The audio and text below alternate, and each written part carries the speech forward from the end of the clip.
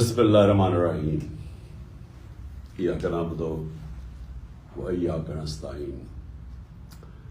میں اپنے ملک کے مستقبل کے لیڈرز، یونیورسٹیز، کالجز کے جو ہمارے نوجوان ہیں، جن کے اوپر ہم نے امید لگائی ہوئی ہے کہ وہ انشاءاللہ اس ملک کو اس سطح پہ لے کے جائیں گے جو اس ملک کو جانا چاہیے تھا۔ تو میں آپ کو سب سے پہلے یہ بتا دوں کہ یہ بہت بڑا ایک عظیم خواب تھا پاکستان، یعنی ہم جو علامہ اقبال، شاید 500 سال میں اس طرح کا کوئی ذہن نہیں آیا، جو انٹلیکٹ نہیں آیا جو علامہ اقبال کا تھا۔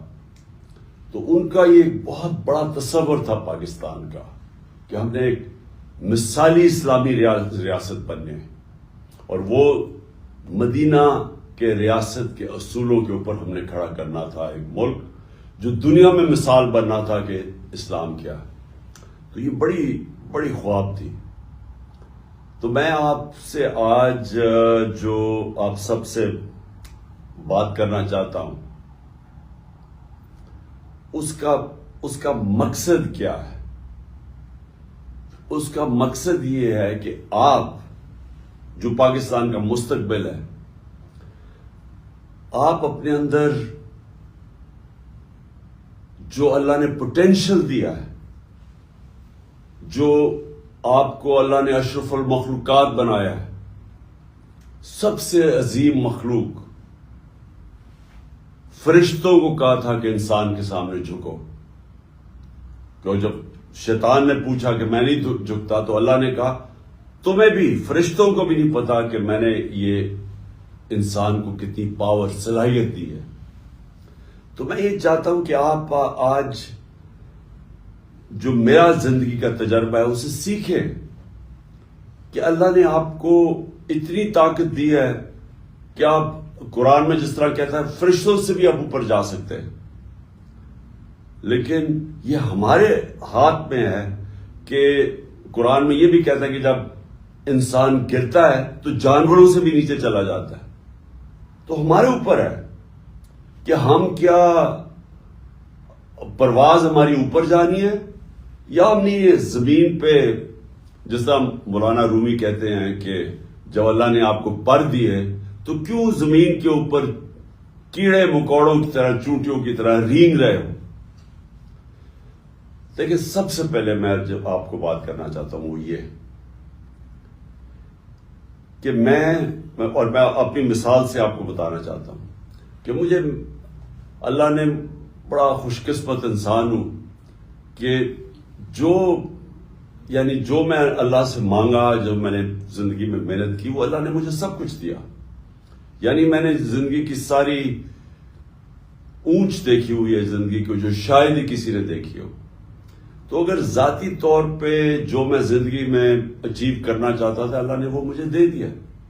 میری صرف اب ایک میری خواہش ہے کہ میں اپنے ملک کو وہ ملک بنانا چاہتا ہوں، دیکھنا چاہتا ہوں، جس کو میں نیا پاکستان کہتا ہوں، کہ وہ دراصل اسی واپس جس وجہ سے لاکھوں لوگوں نے قربانیاں دی تھی اور پاکستان بنا تھا، ہم واپس اسی جگہ کے اوپر جائیں، ادھر سے اس خواب کو پھر سے کھڑا کریں کہ وہ مثالی اسلامی ریاست بنائیں، دنیا میں مثال بن جائے، لوگ پاکستان کی مثال دیں کہ یہ ہوتی تھی، یہ ہے وہ ریاست جو ایک مثال بن کے نکلی ہے، جس طرح کہ مدینہ کی ریاست ایک مثال بنی تھی، اور پھر صدیوں تک مسلمانوں نے دنیا کی امامت کی تھی۔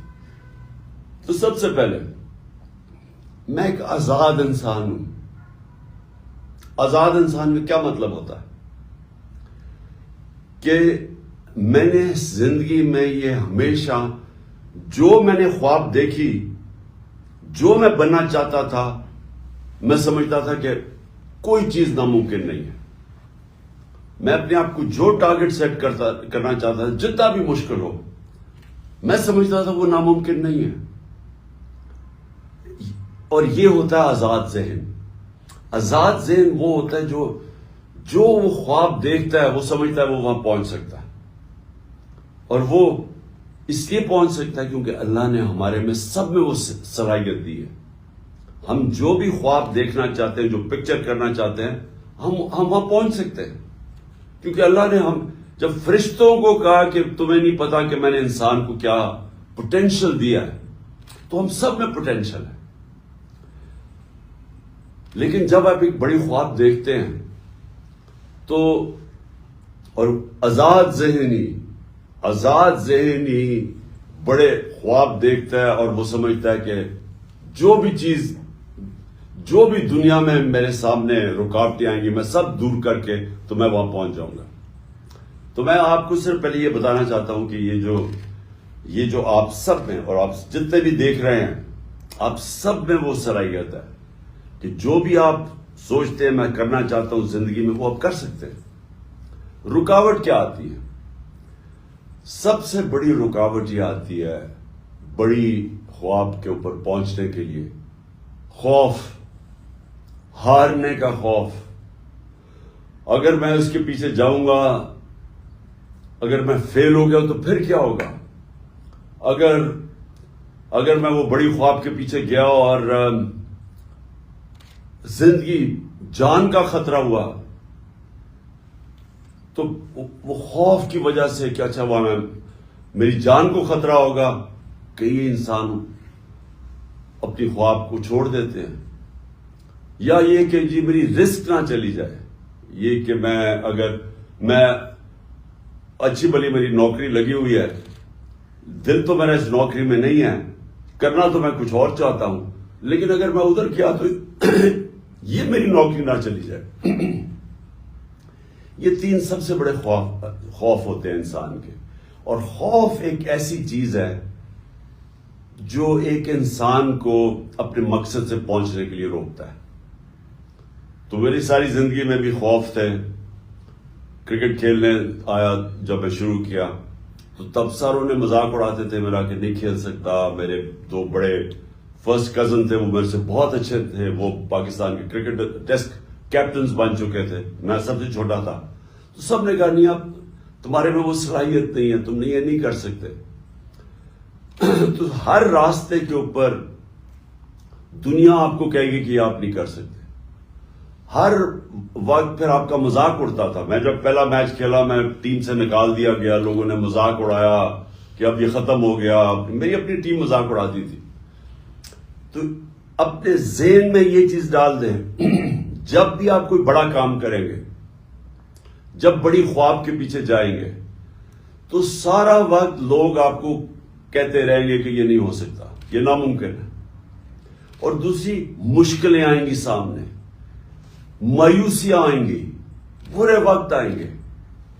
لیکن جو ہیومن پوٹینشیل ہے نا, جو اللہ نے ہمارے اندر طاقت دی ہے, ہم تب اس کے اوپر پہنچ سکتے ہیں جب ہم یہ فیصلہ کر دیں کہ میں نے کشتیاں جلا کے یہ کام کرنا ہے. جب ہم یہ فیصلہ کریں کہ میرا کوئی پلان بی نہیں ہے, اگر یہ پلان فیل ہو گیا تو میرا اور کوئی دوسرا پلان نہیں ہے. مشکل تب پڑتی ہے جب لوگ فیل کیسے ہوتے ہیں. میری زندگی کے تجربے میں فیل کیسے ہوتے ہیں کہ جب مشکل آتی ہے ایک کام کرنے میں اور جب وہ رکاوٹیں آتی ہیں تو وہ کہتے ہیں چلو چھوڑو اس کو, یہ نہیں تو میں کوئی اور پلان بھی کر لوں گا. جو اللہ نے ہمیں جو طاقت دی ہے نا, یہ بڑی سمجھنے والی آپ کو سب کو یہ بات ہے کہ جو ہمارے اندر صلاحیت ہے, ہمارا جو پوٹینشیل ہے, وہ نکلتا کیسے ہے؟ وہ نکلتا تب ہے جب ہم ایک چیز کے اوپر جنونی طور پہ فوکس ہو جاتے ہیں. ہم فوکس کر لیتے ہیں کہ میں نے یہ کرنا ہے. یا یہ میں جب کسی چیز کے پیچھے جاتا تھا تو میں یہ کہتا تھا کہ یا میں یہ کروں گا اور یا میں مر جاؤں گا. یعنی میں یہ سوچتا تھا کہ اس کے بعد جو بھی ہو جائے میں نے یہ کرنا ہے, اور اگر مجھے جان بھی میری جانی پڑے تو تب بھی میں کروں گا. تب اللہ نے انسان کے اندر وہ پوٹینشیل دیا, وہ تب وہ ہر کام کر سکتا ہے. اور اس کی ایک اور چیز آپ کو سمجھنی پڑے گی, اور آپ یونیورسٹی اور کالج اسٹوڈنٹس ہیں, آپ کو سمجھنا پڑے گا. وہ جو دوسری چیز وہ یہ ہے کہ جب آپ کا برا وقت آتا ہے تو وہ آپ کا کیریکٹر کو ٹیسٹ کرتا ہے. اچھے وقت پہ کوئی سارے تالیاں بجاتے ہیں, جب ہم جیتے تھے میچ تو کوئی ساری آپ کی غلطیاں بھی بھول جاتے تھے, سارے تالیاں بجاتے تھے, آپ کے سارے دوست بن جاتے تھے. لیکن جب برا وقت آتا ہے آپ اکیلے ہوتے ہیں, اور جب برا وقت آتا ہے تو وہ اللہ آپ کو ایک موقع دیتا ہے دیکھنے کے لیے کہ میری کیا غلطیاں تھیں.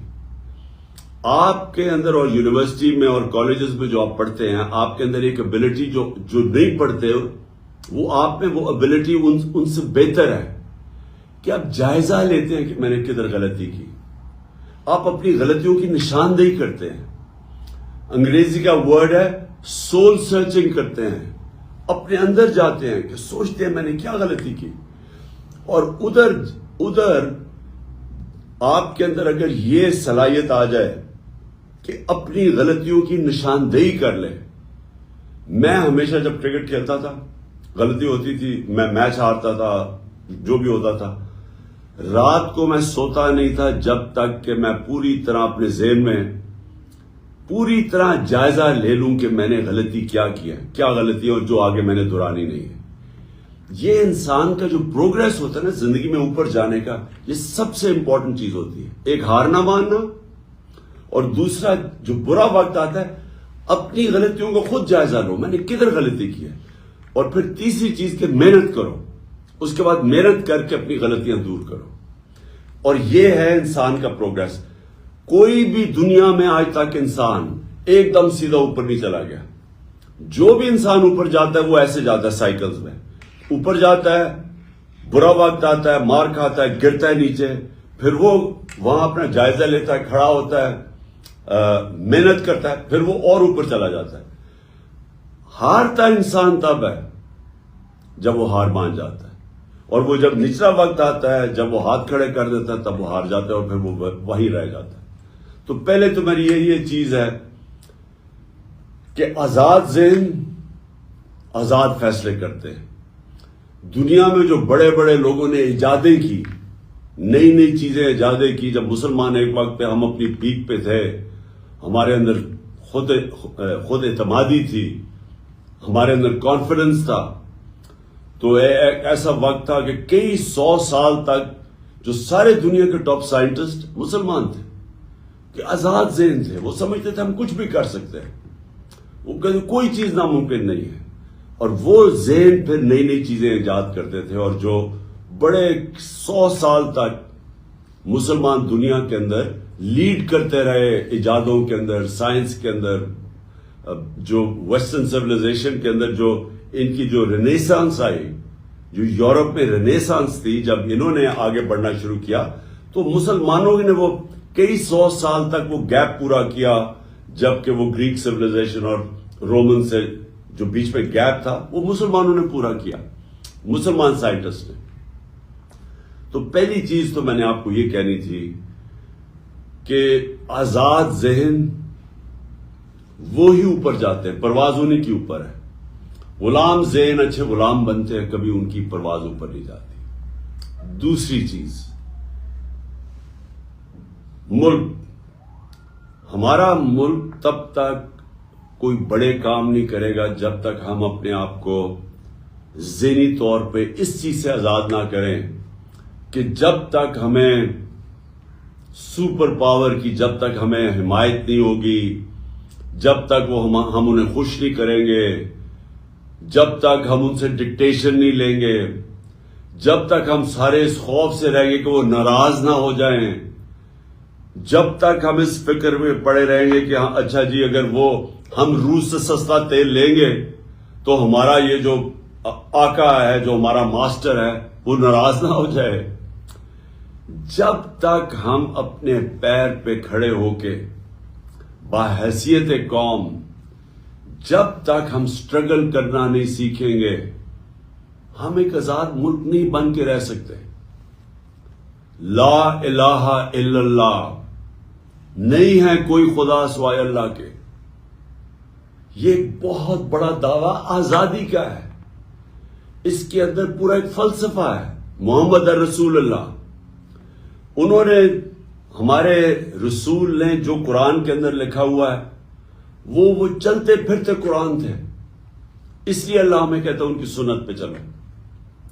لیکن لا الہ الا اللہ، یہ یاد رکھیں، یہ آپ اللہ کے سامنے دعویٰ کرتے ہیں کہ کوئی نہیں ہے خدا، اللہ تیرے، کسی کے سامنے میں نہیں جھکوں گا. تو جب یہ دعویٰ کر کے کسی سپر پاور کے سامنے ہم جب جھکتے ہیں تو ہم نے جو اللہ سے حلف لیا ہوتا ہے اس سے پیچھے ہٹ جاتے ہیں اور اللہ کی برکت اٹھ جاتی ہے اس قوم سے. جو مدینہ کی ریاست کی میں بار بار اپنی قوم کو کہتا ہوں کہ وہ سیکھو کیا ہوا تھا. وہ دنیا کا تاریخ کا سب سے بڑا انقلاب آیا تھا. یہ ہیومن ہسٹری کے اندر لکھا ہوا ہے کہ 622 اور 632 کے بیچ میں جب ہمارے نبی صلی اللہ علیہ وسلم مدینہ پہنچے اور جب وہ اس دنیا سے تشریف لے کے گئے، ان 10 سالوں کے اندر دنیا بدل گئی. ایک ایسا انقلاب آیا جو کہ تاریخ کا حصہ ہے کہ وہ لوگ جن کی حیثیت کوئی نہیں تھی وہ دنیا کی امامت کی انہوں نے. کہ 625 جنگ بدر 313 لڑنے والے تھے. 11 سال کے بعد رومن ایمپائر، بیزنٹائن ایمپائر، یارمک کی جو جنگ ہوئی تھی، گھٹنے ٹیک گیا مسلمانوں کے سامنے. 11 سالوں کے بعد کہاں 313، رومن ایمپائر کی جو ایک سدرن لیجن تھی وہ 1 لاکھ فوجی تھے اور جدید ہتھیار تھے. اور اس کے اگلے سال جو دوسرا سپر پاور تھی وہ ان کے سامنے گھٹنے ٹیک گیا، جو پرشین ایمپائر تھا. یہ تاریخ کا حصہ ہے. وہ کیا چینج آیا تھا ان لوگوں میں. ہمارے نبی صلی اللہ علیہ وسلم نے ان کے اندر کون سا فکری انقلاب لے کے آئے تھے کہ وہ بالکل انسان، چھوٹے سے انسانوں کو پر لگے اور دنیا کی امامت کی انہوں نے. سب سے پہلے ہوتی ہے خودداری. علامہ اقبال کی جو ساری شاعری، اس کا جو فلسفہ اگر آپ وہ پڑھیں، علامہ اقبال کے بہت پہلو ہیں، لیکن ایک پہلو جو تھا وہ غلام ہندوستان کے مسلمانوں کو جگانے کی کوشش کر رہے تھے. خودداری، ان کی جو ساری کوشش تھی مسلمانوں کو جگانے کی کوشش کر رہے تھے. بتا رہے تھے کہ ایک زمانے میں آپ کیا تھے، شکوہ اور جواب شکوہ، کہ کہاں تھے آپ ایک زمانے میں اور کہاں آپ زمینوں میں پہنچ گئے. یہ آج بھی میں اپنی قوم کو یہ سمجھانا چاہتا ہوں کہ جس وقت ہمارے ملک کے اوپر ذہنی غلام بیٹھے ہوں، جو سارا وقت خوف زدہ ہو کہ جناب ہمیں کوئی ناراض نہ کر دیں اگر ہم سستا تیل لیں گے روس سے، اپنی قوم کی زندگی آسان کریں گے، تو ہمارا جو آقا ہے وہ ناراض نہ ہو جائے، کیونکہ ان کے اربوں ڈالر ادھر پڑے ہوئے ہیں، تو وہ ڈالروں نے ان کو غلام بنا دیا ہے. ہندوستان ان کا اسٹریٹجک ایلائی ہوتے ہوئے سستا تیل لے رہا ہے امریکہ، روس سے 40% کم پہ تیل لے رہا ہے اپنے لوگوں کے لیے، اور ہم یہاں مہنگائی میں پسے ہوئے ہیں کیونکہ ہمارے وہ غلام جو اوپر بیٹھے ہوئے ہیں وہ بیچارے اتنے ڈرتے ہیں کہ وہ جناب جب تک وہ مائے باپ ان کی اجازت نہیں دیتا وہ تیل نہیں خریدتے. اور وہ اور بڑی چیزیں ہیں، ہم نے ان کی جنگ میں شرکت کی، ایک دھبکا پڑا، ایک ٹیلی فون میسج آئی، چاروں شانے چت ہو گئے. ہمارا جو اس وقت کا سربراہ تھا اور اپنے 80,000 لوگوں کی قربانی دی کسی اور کی جنگ میں شرکت کر کے. میں اکیلا لگا رہا، بار بار کہتا رہا کہ یہ بہت بڑا ظلم کر رہے ہیں، کسی کی جنگ میں جا کے اپنا ملک کی تباہی کر رہے ہیں.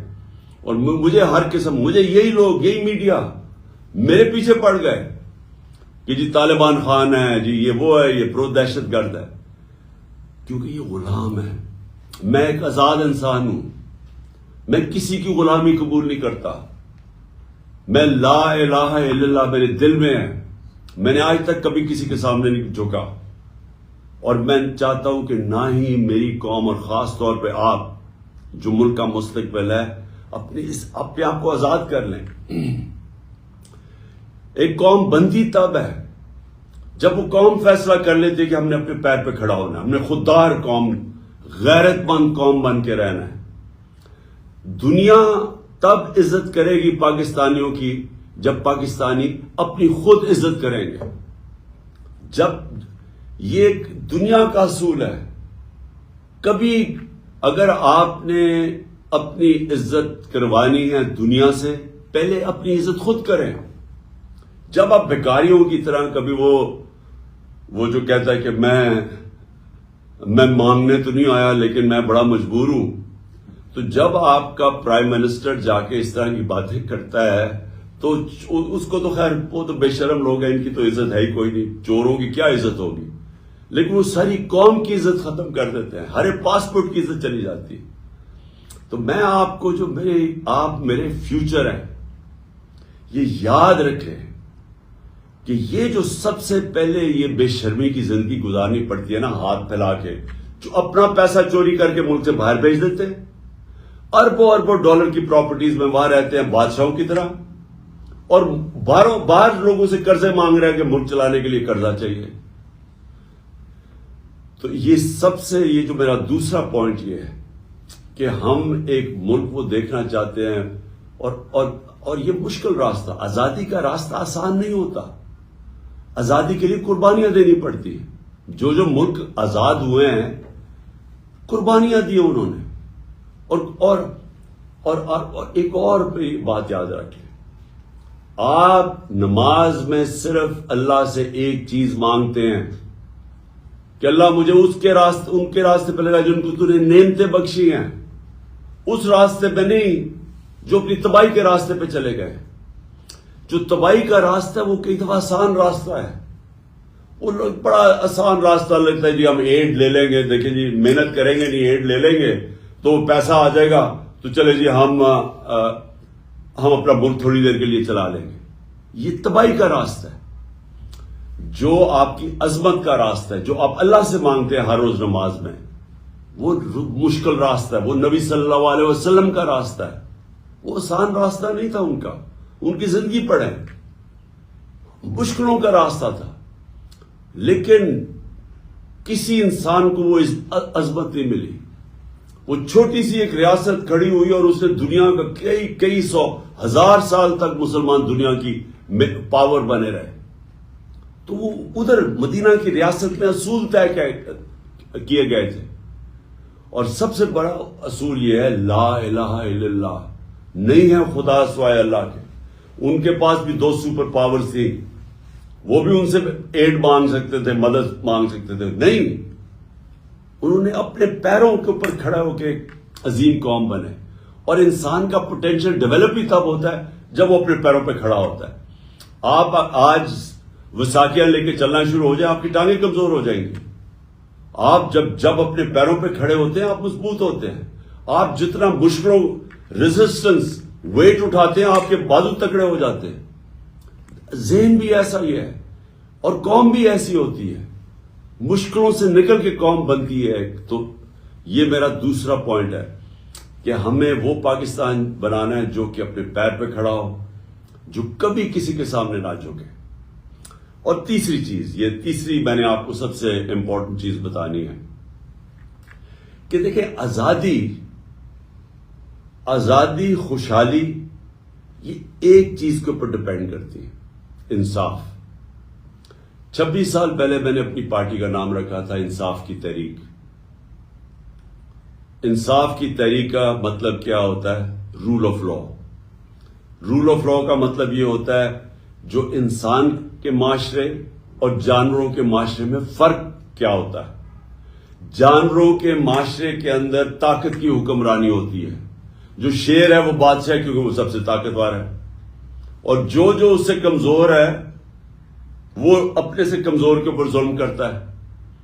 جتنا کمزور ہوتا جاتا ہے, وہ بلی ہے وہ چوہے کو پکڑ لیتی ہے, اس سے جو تکڑا ہوتا ہے جو لیپرڈ ہے وہ کوئی ہرن کو پکڑ لیتا ہے, بادشاہ وہ گائے کو پکڑ لیتا ہے. یعنی جو طاقتور ہے وہ اپنے سے کمزور کے اوپر ظلم کرتا ہے. اس کو جنگل کا قانون کہتے ہیں. انسانی قانون اس کے اندر انصاف ہوتا ہے. یہ فرق ہوتا ہے، اصل میں یہ فرق ہوتا ہے انسان اور جانوروں کے اندر. اللہ کے جتنے بھی پیغمبر آئے وہ ان کی سب سے بڑی میسج یہ تھی انصاف کی. وہ سارے مظلوموں کے ساتھ کھڑے تھے. حضرت عیسیٰ، ان کے اوپر ایک نئی کتاب نکلی تھی دا زیلٹ، اس میں وہ غریب طبقے کے ساتھ کھڑے تھے، جو رومن امپیریلزم تھی اس کے خلاف کھڑے تھے، جو کہ یہودی جو کلرجی تھی، جو ایلیٹ تھی، اس کے خلاف کھڑے ہوئے تھے، کیونکہ وہ دباتے تھے کمزوروں کو. ساری دنیا کی تاریخ میں کمزور جتنا معاشرے کے اندر جنگل کا قانون ہوتا ہے اتنا ہی طاقتور کمزور کے اوپر ظلم کرتا ہے. جتنا ہی معاشرے کے اندر انصاف ہوتا ہے وہ معاشرہ وہی اوپر جاتا ہے. تو حضرت موسیٰ فرعون کے سامنے کھڑے ہوئے کہ وہ ظلم کر رہا تھا لوگوں کے اوپر. حضرت ابراہیم نمرود کے خلاف کھڑے ہوئے. ہمارے نبی صلی اللہ علیہ وسلم مکہ کے جو کفار تھے ان کی ایلیٹ کے خلاف کھڑے ہوئے. رائے حق ادھر انہوں نے بلند کی. تو جو آپ سب کی جو سب سے بڑی ذمہ داری ہے، اب میں آپ کے اسٹوڈنٹ سے بات کر رہا ہوں، آپ کی سب سے بڑی ذمہ داری ہے جو اللہ آپ کو حکم کرتا ہے قرآن میں جہاد کا. جہاد ہے ظلم اور ناانصافی کے سامنے کھڑے ہونا. اللہ نے کیوں ہم سب کے اوپر جہاد فرض کیا؟ اللہ نے اس لیے ہمارے اوپر جہاد فرض کیا ہے کہ جب ایک معاشرہ ظلم اور ناانصافی کے سامنے اپنی آواز بلند کرتا ہے وہ اپنے آپ کو آزاد کر لیتا ہے اس سے. اصل آزادی تو آتی ہے انصاف سے، کیونکہ انصاف آپ کو حقوق دیتے ہیں. امریکہ کے اندر دو بہت بڑی موومنٹ شروع ہوئی تھی. ایک تھی سول رائٹس موومنٹ، 1960 کی دہائی میں شروع ہوئی تھی. وہ کیا تھی؟ یونیورسٹیز کے اندر نوجوان کھڑے ہوئے، انہوں نے کہا کہ جو بلیک افریکنز ہیں، جو کالے ہیں، ان سے ظلم کیا جا رہا ہے، ان کو برابر کے شہری نہیں سمجھا جاتا. تو سول رائٹ موومنٹس کسی پولیٹیکل پارٹی نے نہیں شروع کی تھی، وہ امریکہ کے یونیورسٹی کیمپسز کے اندر شروع ہوئی تھی کہ انہیں کیا ان سے انصاف کیا جائے. اس کے بعد جو ویتنام وار تھی، جو امریکہ لڑ رہا تھا ویتنام میں، کون کھڑا ہوا تھا اس کے خلاف؟ یونیورسٹی کے اسٹوڈنٹس. وہ کھڑے ہوئے تھے کہ آپ جا کے ظلم کر رہے ہیں ان لوگوں کے اوپر، اب بمباری کر رہے ہیں، انہوں نے ہمارا کیا بگاڑا ہے ویتنامی سے. تو یونیورسٹیز میں وہ موومنٹ شروع ہوئی تھی. برطانیہ کے اندر 20 لاکھ لوگ نکلے تھے سڑکوں کے اوپر عراق کی جنگ کے خلاف، کہ جب برطانیہ عراق کے اندر شامل ہوا تھا. یہ جہاد کر رہے تھے سب. جب بھی آپ ظلم اور ناانصافی کے خلاف اپنی آواز بلند کرتے ہیں، یہ اللہ نے اس کو جہاد کا رتبہ دیا ہوا ہے. جہاد تب ہوتی ہے جب آپ کمزور کے ساتھ کھڑے ہوتے ہیں. انصاف کمزور کو چاہیے ہوتا ہے. طاقتور ہمیشہ اپنے آپ کو قانون کے اوپر رکھتا ہے. یہ جو فیوڈل کلچر کیا ہے، یہ جو وڈیرے کرتے ہیں بیچارے غریب لوگوں سے، یہ کیا کرتے ہیں؟ ان کو انصاف نہیں دیتے، ان کے اوپر ظلم کرتے ہیں. سندھ کے اندر آپ چلے جائیں، جو ظلم میں نے سندھ کے بیچارے ہاریوں، جو بیچارے کسان، جو ان کا نچلا طبقہ، جو وہاں طاقتور ان سے ظلم کرتا ہے، میں نے دنیا میں کہیں ایسا ظلم نہیں دیکھا. جانوروں کی طرح رکھتے ہیں ان بیچاروں کو. غربت آپ جا کے دیکھیں اندرون سندھ کے اندر، میں نے دنیا میں کہیں اتنی غربت نہیں دیکھی جو وہاں غربت ہے. کیوں ہے؟ انصاف نہیں ہے. نیلسن منڈیلا کی بڑا ایک فیمس ورڈز ہیں کہ خوشحالی جو ہوتی ہے ایک ملک کے اندر، خوشحالی وہ کوئی معاشی ترقی کی وجہ سے خوشحالی نہیں آتی، وہ انصاف کی وجہ سے آتی ہے. جو بھی ملک ترقی کرتا ہے وہ سب سے پہلے انصاف قائم کرتا ہے. مدینہ کی ریاست میں نبی صلی اللہ علیہ وسلم نے سب سے پہلے عدل اور انصاف قائم کیا تھا. غربت کی انتہا تھی وہاں. مسلمان تو بہت غریب تھے, ہجرت کر کے آئے ہوئے تھے. پہلے انصاف قائم کیا, اس کے بعد خوشحالی آئی. جو انصاف کی دنیا کے اندر آپ ذرا چلے جائیں تو جو دنیا کے اندر معاشرے خوشحال ہے وہ سب سے زیادہ انصاف ادھر ہے.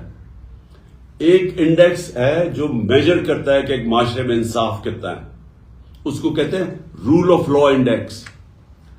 سوئٹزرلینڈ جس کے اندر کوئی وسائل نہیں ہیں, ہمارے ناردرن ایریاز میں اس سے 100 زیادہ گنا خوبصورتی بھی ہے, وہاں سکینگ کا بھی پوٹینشل ہے, وہاں ٹورزم وہ آ سکتی ہے جو سوئٹزرلینڈ سے زیادہ آ سکتی ہے.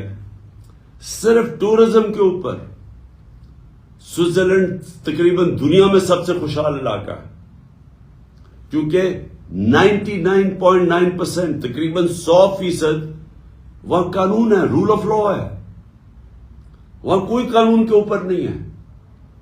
اور اس معاشرے کے اندر آپ یہ دیکھیں کہ وسائل نہ ہونے کے باوجود خوشحال ہے. سارا جو یورپ ہے, جو امریکہ ہے, جو یہاں سے لوگ کیوں جاتے ہیں بیچارے اتنے مشکل ویزے لگوا کے کیوں جاتے ہیں ان ملکوں کے اندر؟ کیونکہ وہ انصاف ہے. رول آف لا انڈیکس میں وہ سب سارا جو یورپ اور یہ 90% سے زیادہ اوپر ہے. سو ہر جگہ انصاف 90% سے اوپر ہے. تو مسلمان ملکوں پہ آ جائیں, جو سب سے زیادہ تیل ہے سارے افریقہ کے اندر وہ ہے نائجیریا, 7% ہے رول آف لا انڈیکس میں. انصاف ہی نہیں ہے تو تیل کے باوجود غربت ہے. ہماری جو مسلمان دنیا ہے, پاکستان دیکھ لیں, ہمارا کیا رول آف لا انڈیکس, ہم 10% بھی نہیں ہیں. اور انصاف پھر سے طاقتور اور کمزور قانون کے سامنے ایک برابر, اس کو انصاف کہتے ہیں. قانون طاقتور اور کمزور میں فرق نہیں کرتا.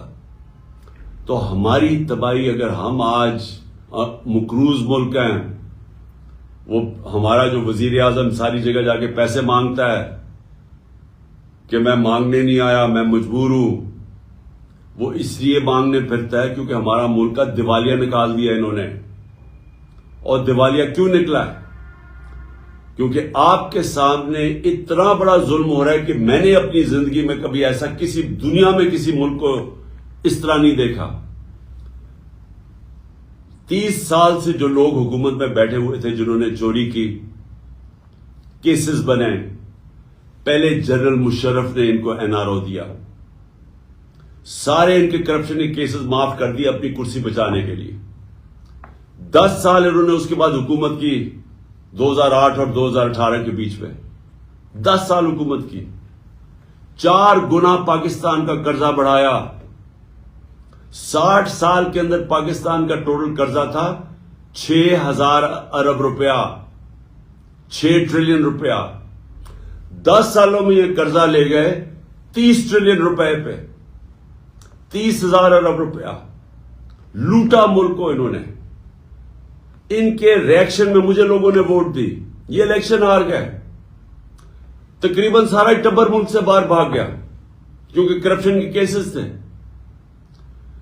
جو اس کے بعد اس ملک میں جو اصل ظلم کیا گیا وہ جنرل باجوہ نے کیا. NRO 2 دیا ان کو ان کے کرپشن کے کیسز موقع, پہلے ان کو اوپر بٹھایا, پہلے ان کو ایک سازش کے تحت جس میں بیرونی بھی ہاتھ شامل تھا, ان کو اوپر بٹھایا, اس گورنمنٹ کو گرایا جس کے اوپر کرپشن کا کوئی کیس نہیں تھا. عموماً یہاں گورنمنٹ گرتی ہے کرپشن کے اوپر, کوئی کرپشن کا کیس نہیں تھا. وہ گورنمنٹ کو گرایا ہے جس نے 17 سال میں بہترین معاشی ترقی ہو رہی تھی پاکستان کی. اکنامک سروے آف پاکستان کے اندر 5.7 اور 6%, تیسرے اور چوتھے سال 6% پاکستان کی اکانومی گرو کر رہی تھی. ہماری فصلیں, 4 کسان, کبھی کسانوں کے پاس اتنا پیسہ نہیں آیا جو ہمارے دور میں آیا پچھلے 2 سالوں میں. اور انڈسٹریل گروتھ پاکستان کی 50 سال کے بعد انڈسٹری ہماری گرو کر رہی تھی. سارے برے صغیر میں سب سے زیادہ روزگار پاکستان میں تھا. ہماری ایکسپورٹس ریکارڈ تھی، ہماری ریمیٹنسز یعنی باہر سے جو پاکستانی پیسہ بھیج رہے ریکارڈ تھا، 32 ارب کی ایکسپورٹس، 31 ارب کی ریمیٹنسز، یہ ریکارڈ تھی پاکستان میں. ہماری ٹیکس کلیکشن ریکارڈ تھی 6.1 ٹریلین، 6100 ارب روپیہ، یہ ریکارڈ تھا. اس وقت گورنمنٹ گرائی، اور گورنمنٹ کس کے گرائی؟ چوروں کو اوپر بٹھا دیا لا کے. وہ 7 مہینے کے اندر پاکستان کی ساری اکانومی نیچے، انڈسٹریل گروتھ نیچے. ہماری 6% سے اکانومی جو گرو کر رہی تھی وہ آج 0 پہ پہنچ گئی ہے. کسان بچارے سڑکوں کے اوپر ہے، ہماری جو پیداوار ہے وہ نیچے آ گئی ہے. اس وقت ہماری ٹیکس کلیکشن نیچے آ گئی ہے، ایکسپورٹس نیچے گر رہی ہیں، باہر سے ریمیٹنسز نیچے گر رہی ہیں. لیکن ایک بہت بڑا کارنامہ انہوں نے یہ کیا کہ سارے اپنے اربوں 1100 ارب روپے کے کرپشن کے کیسز ختم کر رہے ہیں. ایک ایک کے کرپشن اب کیس ختم ہو رہے ہیں. سارے این آر او کی گنگا کے اندر دھل کے سب پاک ہو رہے ہیں. اسحاق ڈار بھی پاک ہو گیا. وہ جو بھاگا ہوا تھا مقصود چپراسی کیس میں 16 ارب روپے کی جو ان کے اوپر کرپشن تھی، ایف آئی اے نے جو پکڑا تھا، وہ سلمان شہباز وہ بھی واپس آ گیا، وہ بھی لیکچر دے رہا ہے ہمیں. شہباز شریف وہ بھی اس کا بھی سارے کیسز ختم ہو گئے، نیب کے اندر بھی. اور ادھر نواز شریف پر تول رہا ہے واپس آنے کے لیے اور کہہ رہا ہے وہ بھی نیلسن منڈیلا بنا ہوا کہ میرے سے بہت بڑا ظلم ہوا. زرداری کے بھی کیسز ختم ہو رہے ہیں. اس کی بہن بھی آج پاک ہو گئی ہے، جو سارا سندھ جانتا ہے کہ ہر چیز پہ کمیشن لیتے ہیں یہ بہن بھائی. یہ میں آخر میں آپ کو کہنا چاہتا ہوں، یہ اگر اس طرح کا